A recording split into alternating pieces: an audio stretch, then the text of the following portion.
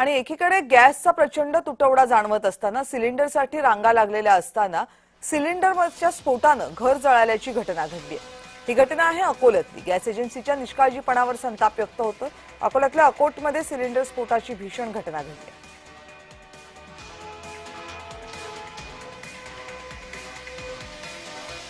या संदर्भात आणखीन माहिती देतात माझ्या सहकारी वर्षा मोरे। वर्षा, काय नेमकं घडलंय?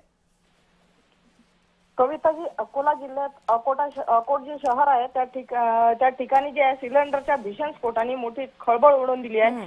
लोहारी मार्गावरील अहिल्याबाई होळकर कॉलनी परिसरात एका कॅटरर्सच्या गोडाऊनला लागलेल्या आगीमुळे जे आहे लागोपाठोपाठ 8 स्फोट झाले। या भीषण घटनेमुळे संपूर्ण परिसर जो आहे तो हादरून गेला असून आगीच्या ज्वाळा आणि धुराचे लोट दूरवरून दिसत होते। सुदैवाने या घटनेत जे आहे कोणतीही जीवितहानी झाली नसली तरी लाखो रुपयांचे साहित्य जळून यामध्ये खाक झाले आहे।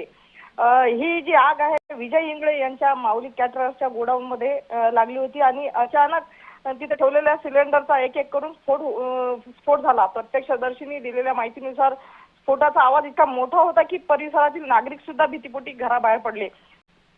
कविताजी, धन्यवाद वर्षा, तुम्ही दिलेल्या माहितीबद्दल।